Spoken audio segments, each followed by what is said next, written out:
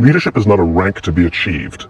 Leadership is a responsibility, and it's a responsibility to see those around us rise. There's no CEO on the planet who's responsible for the results. You're responsible for the people, who are responsible for the people, who are responsible for the people, who are responsible for the results.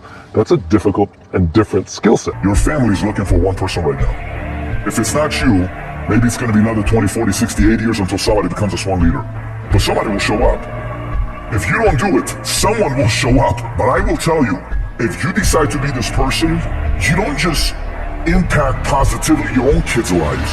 It's your nephew, it's your niece, it's your great-grandkids, it's your great-grand, niece, nephew, uncles, pop, mom, siblings, peers, base shop, hierarchy, industry, community, church, everybody. One leader. The closest analogy I can give to being a great leader is like being a great parent. Yes, I know you don't get to pick your team sometimes, but you don't get to pick your children either. And yet you show up with love every day. Leadership only exists if people follow when they would have the freedom to not follow. Otherwise, it's just power. And power is not leadership. Leadership to me is being a servant. You have to be humble enough to listen and brave enough to move first. Leadership isn't barking orders from the top. It's picking up the broom when no one's watching. Support characteristic for leadership is humility. Because if you're not humble, you're not listening to anybody else. You think you know everything. You're not taking any input. You're probably getting complacent. You probably aren't respecting your enemy. And all those things stem from a lack of humility.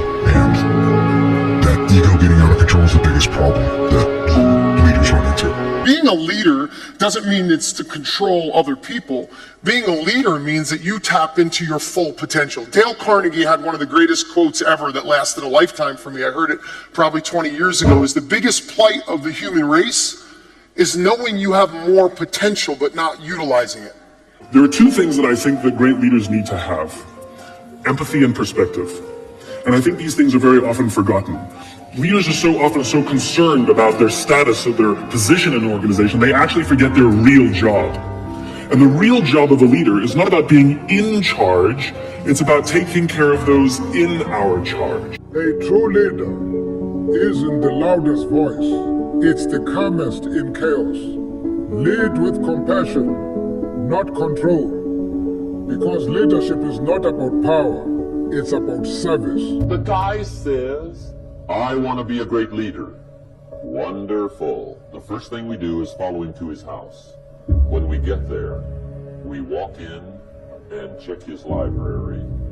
Number one. Somebody says, well, why check his library? The reason is because what a man reads pours massive ingredients into his mental factory, and the fabric of his life is built from those ingredients. The hardest leadership lesson I had to learn was nobody cares how I feel. They don't care if I'm upset, they don't care if I'm sad, they don't care if I'm frustrated or just in general emotional. They do not care how I feel. What your team cares about is that you can get the job done. Are you able to be effective? Are you able to do what you are supposed to do? So focus on being effective instead of playing into emotions and the way that you feel. Jesus Christ was the greatest leader on earth.